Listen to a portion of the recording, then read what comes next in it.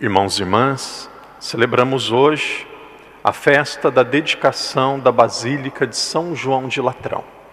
O Evangelho de hoje nos narra o momento que Jesus entrou no templo, expulsou os vendedores, comerciantes do templo, junto com seus animais, junto também com a banca de coletoria de impostos que havia dentro do templo. Nós, como católicos, nós precisamos recordar que a Igreja Católica, ela surgiu do judaísmo. A nossa Igreja Católica, ela vem da religião judaica. Lá no Antigo Testamento, no começo da história da salvação com Abraão, Deus ele quis formar um povo. E aí ele formou um povo com Abraão, depois com Isaac, com Jacó. E este povo, que era o povo judeu, eles tinham duas referências principais para a vivência da fé. Eles tinham o templo, que era o local de oração, e eles tinham as leis, que eram aquilo que eles deveriam cumprir.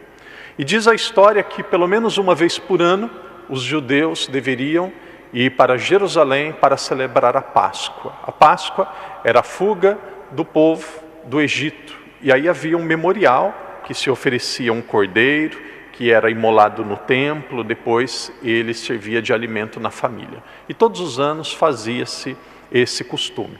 E aí Jesus, o texto do Evangelho de São João mostra que Jesus, depois de adulto, ele foi com seus apóstolos 3 vezes no templo. Isso mostra que a vida pública de Jesus durou aproximadamente 3 vezes.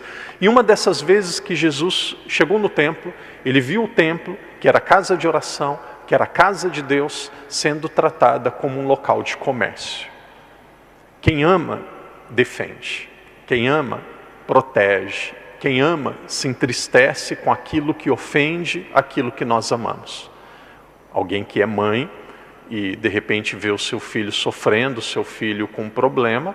Quantas mães, por exemplo, que veem o seu filho em vício? Uma mãe que vê um filho na bebida, nas drogas, aquela mãe odeia a droga, odeia o vício, odeia a bebida, porque aquilo faz mal para o seu filho. E aí Jesus, vendo aquilo, Jesus ele tem uma das poucas atitudes no Evangelho que parece que Jesus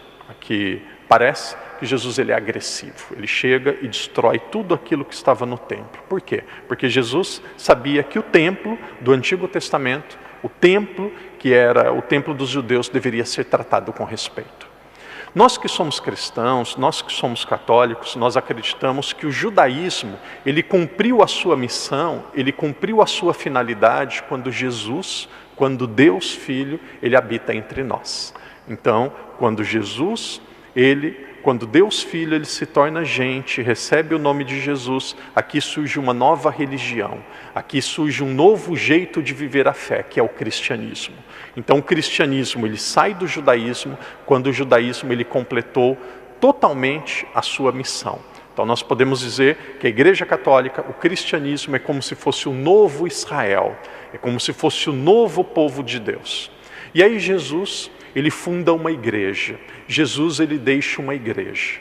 Normalmente existem pessoas que têm algumas mágoas, algumas críticas e questionam até a necessidade da igreja. Por que a igreja? Por que nós precisamos de igreja? Não posso rezar sozinho na minha casa? Não posso fazer a religião ou ter a religião da maneira que me agrada? Por que a igreja? A resposta principal é: Jesus deixou a igreja porque Ele quer nos salvar em comunidade. Jesus, Ele quer nos salvar em comunidade. E sabe qual que é a maior missão da igreja? Na verdade são 2. As maiores missões da igreja é proteger aquilo que foi deixado por Jesus, que nós chamamos de proteção do depósito da fé. A missão da igreja é proteger aquilo que foi deixado por Jesus e expandir aquilo que foi deixado por Jesus. Por isso o Papa, ele não tem a missão de criar coisas novas. E aquilo que eu vou dizer aqui, se vocês prestarem atenção, conseguir compreender o que o padre vai dizer, vocês já vão entender 50% daquilo que um católico deve saber sobre religião. Existe uma temática, e teologia é uma ciência, é a ciência da fé, mas é uma ciência. A matéria principal da teologia se chama revelação divina. Deus ele vai se revelando, se revelando, se revelando durante a história. E chega um momento que a revelação ela tem a sua plenitude, a sua totalidade. Isso acontece com Jesus. E aí qual é a missão da igreja? Esse é o ponto principal. A missão da igreja é proteger a revelação de Deus que Jesus nos trouxe na plenitude. Então a igreja ela vai compreender o que Jesus, o que Deus nos revelou, e ela vai proteger aquilo que Deus nos revelou. Por exemplo, aqui não é ofender as pessoas, tem gente que diz assim: será que a igreja deve aceitar casamento entre duas mulheres e casamento entre dois homens? E aí normalmente uma pessoa que usa do senso comum, ela vai dizer assim: eu acho que deve, porque os tempos mudaram. Eu acho que deve, porque a igreja ela precisa se adequar à sociedade atual. Eu acho que deve, porque Deus é amor, a gente deve acolher a todos. Um católico que quer entender a fé e quer estar do lado da verdade vai fazer a seguinte pergunta: o que a revelação divina diz? O que Jesus ensinou? Então nós vamos ver o que a revelação divina disse e a igreja vai defender aquele pensamento. Em outras palavras, a igreja não tem vida própria. A igreja ela não é autorreferida, ela não se refere a si mesma, ela não tem escolha. A escolha dela é defender aquilo que Cristo ensinou e deixou.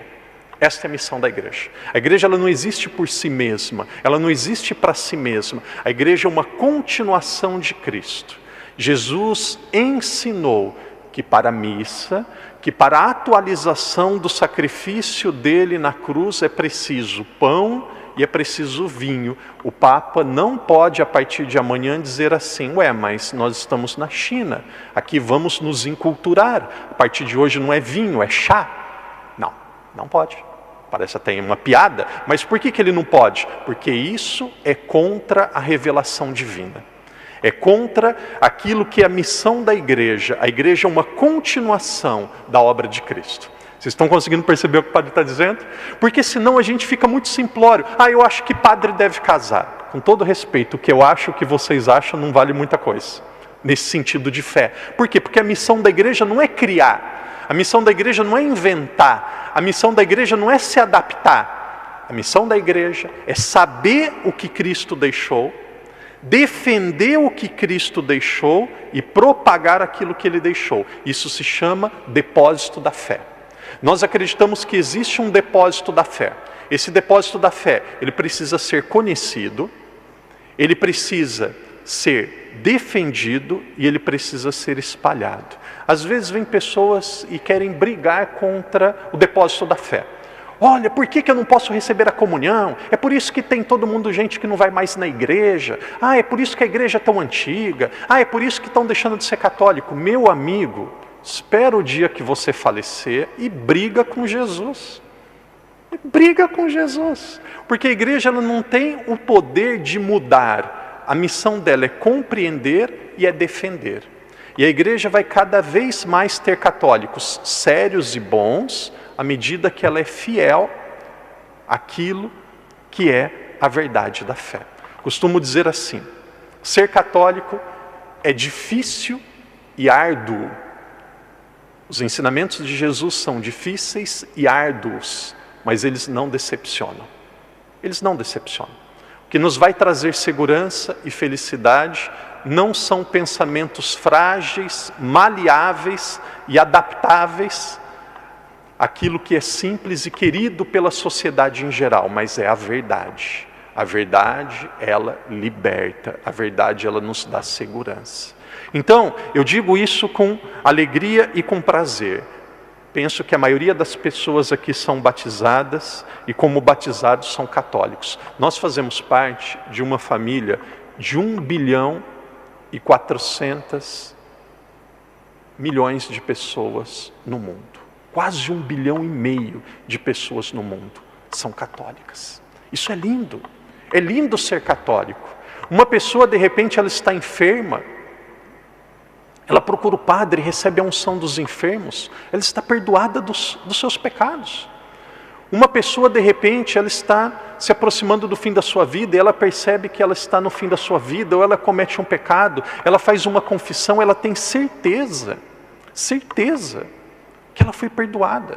Veja aquilo que acontece conosco na missa. Existe uma presença de Deus, que é uma presença que nós chamamos de espiritual. Todos nós conseguimos nos relacionar com Deus espiritualmente. Rezou, está se relacionando com Deus espiritualmente. Mas aquilo que acontece na missa não é uma presença apenas espiritual, é uma presença física. Quando eu como, vamos dar um exemplo aqui do Brasil, quando eu como um pedaço de bife, de carne, o que acontece? Aquele pedaço de carne, ela entra nas minhas correntes sanguíneas e ela se transforma no meu corpo. Daqui a pouco ela desaparece, torna-se energia para mim. O alimento, ele desaparece no meu corpo. Quando nós recebemos a Eucaristia, o que é Eucaristia? Eucaristia não é pão. Eucaristia não é símbolo. Quando nós recebemos a Eucaristia, as crianças da catequese sabem. O que é a Eucaristia? É o corpo, o sangue, a alma e a divindade de Jesus. Quando nós recebemos a Eucaristia, o nome técnico é Cristóforo. Nós nos tornamos portadores de Cristo. Nós desaparecemos e Cristo vive em nós. Quando nós recebemos a Eucaristia, é como se surgisse uma nova vida. E essa nova vida encontra duas pessoas, eu e Cristo. Isso daqui só é possível na igreja. Por isso que eu vejo muitos pais, e aqui eu agradeço e dou os parabéns, muitos pais batalhando. Filho, vai na catequese. Filho, participa da igreja. Filho, a religião é importante. Parabéns, pai, você está cumprindo a sua missão. E nós, às vezes como padre, eu fico triste até às vezes comigo mesmo. Puxa, por que às vezes não dá os frutos que eu espero? Por que às vezes as coisas não acontecem da maneira que nós esperamos? Por que às vezes as coisas não acontecem no ritmo que nós esperamos? E aí eu lembro a mim mesmo, aqueles que são pais, aqueles que são padres, a nossa missão não é produzir frutos, a nossa missão é semear. Os frutos dependem do livre arbítrio de cada um e muitas vezes do tempo de Deus, que não é o nosso tempo. Então, faça a sua parte e fique em paz. Aqui na nossa comunidade, eu digo isso também com uma certa tristeza, mas também com muita alegria, nós vivemos em muito caso um movimento ao contrário. Existem filhos que falam: pai, vamos na missa, pai, deixa eu ir na missa, pai, tem catequese, vai comigo, não deixa só eu na porta da igreja, padre, eu posso ajudar lá na igreja, eu posso fazer isso, pai está cansado, pai não pode. Então muitas vezes acontece até o movimento contrário, que é filhos que tentam trazer os pais. Por quê? Porque a religião, a igreja para nós é um valor.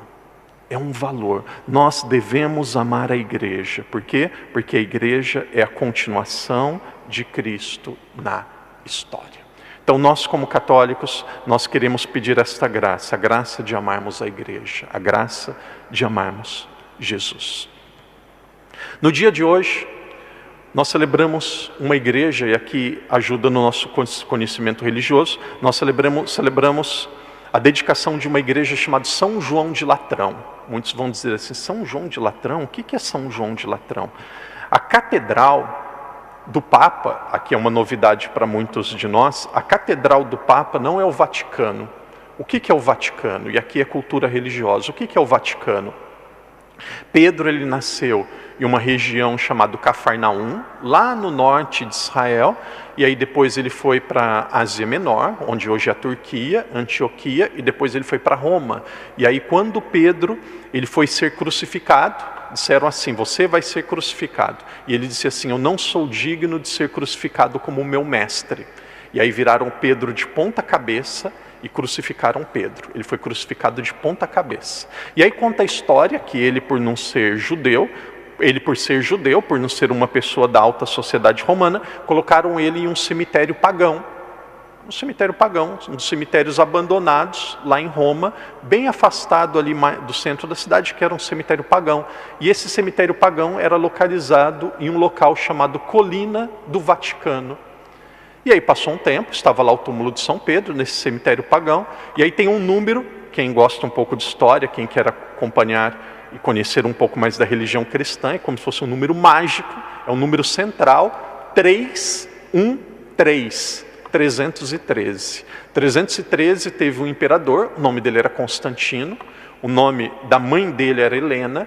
Por tanta oração, por tanto pedido da mãe, esse homem chamado Constantino, ele se tornou cristão, se tornou católico. E aí ele escreveu, ele promulgou, ele escreveu um documento chamado Édito ou Edito de Milão. E ele disse: a partir de hoje o cristianismo ele é livre. A partir de hoje as pessoas podem ser cristãs e podem ser católicas. E aí tem gente que fala: a igreja católica foi fundada por Constantino. Que falta de... Não, a igreja não foi fundada por Constantino, ela foi fundada por Jesus. O que Constantino fez foi dar liberdade à igreja que já existia. Ali com Constantino, a gente estava no Papa de número 37, 38, já teve muitos papas até lá. Então, a igreja ela passou a ter liberdade com Constantino. E aí o que aconteceu? Onde era o túmulo de Pedro, que era lá naquela colina do Vaticano, se tornou uma igrejinha, uma igreja, para honrar aquele que foi o líder dos apóstolos que morou em Roma. E aí depois de mais um tempo, vamos aumentar essa igreja. E aí chegou ali mais ou menos em 1600, a igreja falou: não, essa igreja ela precisa ser melhor cuidada. Vamos fazer aqui uma grande basílica muito bonita. E aí essa igreja, onde tem o túmulo de Pedro, o túmulo de Pedro ele está embaixo do altar do Vaticano. O que é a Basílica do Vaticano? A Basílica do Vaticano é a igreja onde está enterrado o túmulo de Pedro. Quem for com muita antecedência, comprar convite, vai descer lá embaixo, e vai poder estar do lado do túmulo de Pedro. Quem não conseguir descer lá embaixo, vai assim de frente para o altar, vira um pouco do lado esquerdo, aí tem algumas escadas, consegue descer no andar subterrâneo, e ali dá para ver um buraco, e ali embaixo está o túmulo de Pedro.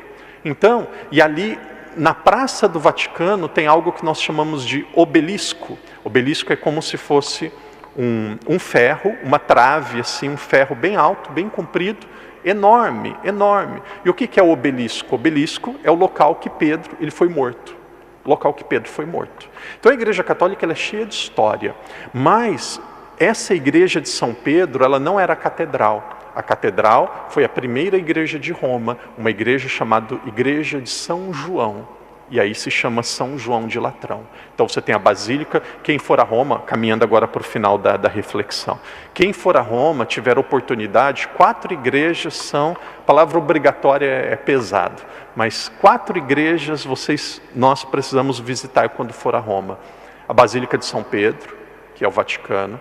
A Basílica de São Paulo, que é onde São Paulo está, perto de onde o corpo de São Paulo, onde São Paulo está enterrado. Conta a história que São Paulo, por ser um membro, por ser do Império Romano, por ser um cidadão romano, tiraram ele da cidade e aí ele foi degolado. Cortaram a cabeça de Paulo. E quando cortaram a cabeça de Paulo, a cabeça dele bateu 3 vezes no chão. E dessas 3 vezes surgiram 3 fontes. Eles chamam de Trefonté.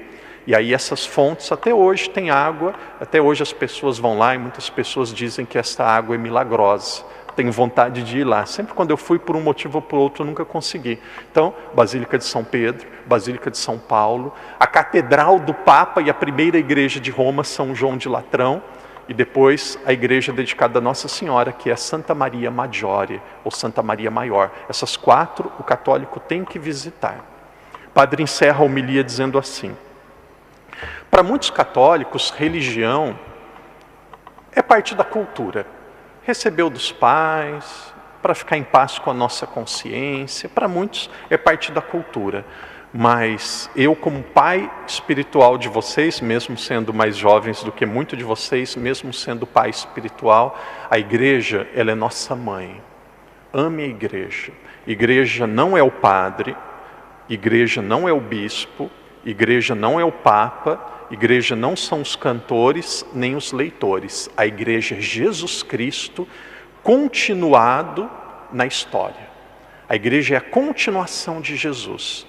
Existe uma disciplina na teologia chamada eclesiologia, que é o estudo da igreja. Existe a igreja e existem as pessoas da igreja. Nós somos pessoas da igreja que falham, que pecam e que têm problemas. A igreja é santa, feita de filhos pecadores. Então, ame a igreja. A igreja é a continuação de Cristo na história. Muitos dizem assim, por que a igreja é romana? A igreja é romana porque Pedro morreu em Roma. E aí o sucessor de Pedro precisava ficar em Roma. Muitos dizem assim, por que a igreja é católica? E aqui eu preciso confessar algo para vocês. A igreja na Bíblia, Mateus 16, 18, Jesus diz, tu és Pedro, sobre esta pedra edificarei a minha igreja. A, artigo feminino singular, minha, pronome possessivo singular. Existe uma igreja de Cristo. A igreja de Cristo na Bíblia, ela não tem nome. A igreja de Jesus, ela não tem nome, ela não pode ter nome. Jesus não deu nome para a igreja. Ué, padre, aqui tem um problema. A igreja não pode ter nome, a nossa igreja tem nome, ela é católica. O que significa católico? Católico é uma palavra grega. Os apóstolos, possivelmente, eles disseram assim, igreja, Deus é amor, não é um bom nome. Por quê? Porque Deus não é só amor, Ele também é justiça.